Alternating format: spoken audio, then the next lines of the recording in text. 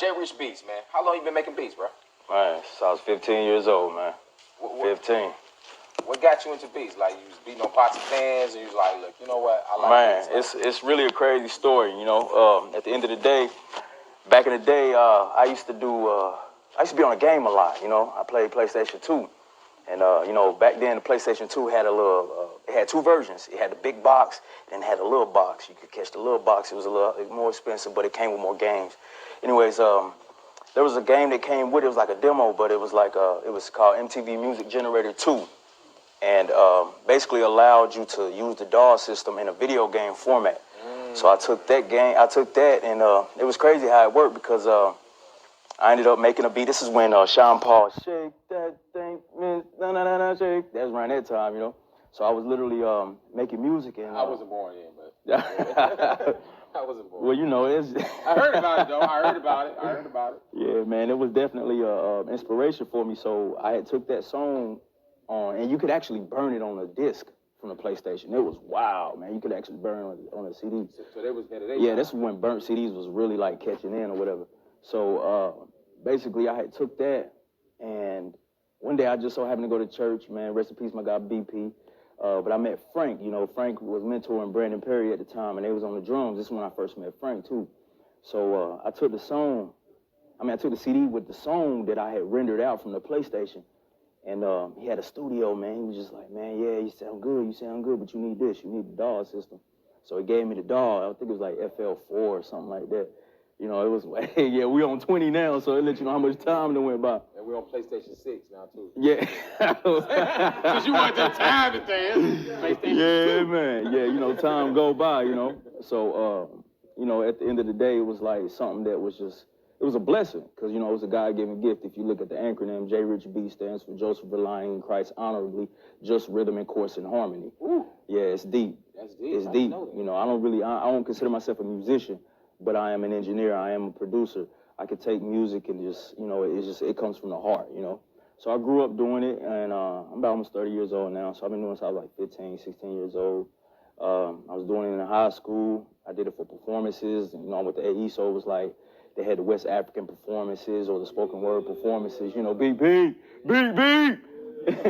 So, you know, I was actually known for doing music. You know, that's how I got my name. And I've been just doing music ever since, man. And just so happened, you know, I ended up having a little bit of management, and they turned me on to DigiTrax Entertainment. I've been working ever since, man. Ever since? Yeah, ever since. With the family. Yeah, you know, with the fam, you know, met back with Frank.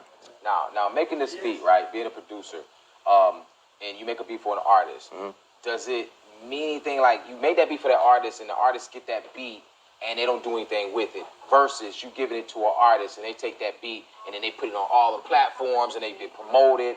Does it make a difference to you? At the end of the day, I do it for the love. So regardless to whatever happens, I'ma always create a canvas. So I'm inspired by music. You know, music is always emotion. It's a vibe. It's a feeling. I can always catch another feeling. I can always catch another vibe. Yeah, it's beneficial if the artist actually takes that work and actually put it out and do whatever. But if the artist actually sits on it, I'm never really that type of guy to just be hateful for the artist, you know, because, like I say, you can't rush perfection. You know, a lot of people that get in this industry and they want to make a hit single right then and there. But, you know, pressure makes diamonds and it takes time. So at the end of the day, you know, I just sit there and I make music regardless. You know, to who's listening, who loves me, who's hate me, I do music regardless. Okay. So out of all the producers out there in the mainstream, not Frank, the mainstream producers, who's your favorite one? Boy, it's too many, boy. It's like... Top 5. Man, it's like asking a kid what's his favorite candy, man. Okay, top 5. Top 5. Kanye. Okay. For what he inspires in the game. Drummer Boy for repping the 10. Shawty Red for working the 8. On the track. Shawty Red, got to give it to him because he, you know, it's like him. Around that time, you know, Lex Luger and them, they created the mold. What was that, 2 right there? 2 or 3? That's 3. So let me think. I gotta go with Tim. I gotta go with Tim. I gotta go with Tim. I'm going with Pioneers. I gotta go with Tim. And me. I'm my favorite producer. If you ain't your favorite producer, you know, at the end of the day, what you doing it for? You know, you got to be your own fan, because at the end of the day, if, you know, ain't nobody supporting you, you got to support yourself.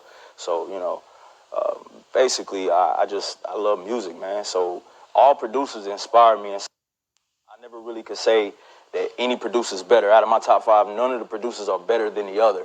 It's just, you know, what they do for the game and how they set themselves up for success. You know, I kind of try to follow that path, you know. When it comes to your beats, do you use samples, a lot of samples, or? Well, when I first started, you know, back then it wasn't really too many plugins available. A lot of times we get a lot of crack plugins or whatever, but I consider myself kind of both because I know music theory.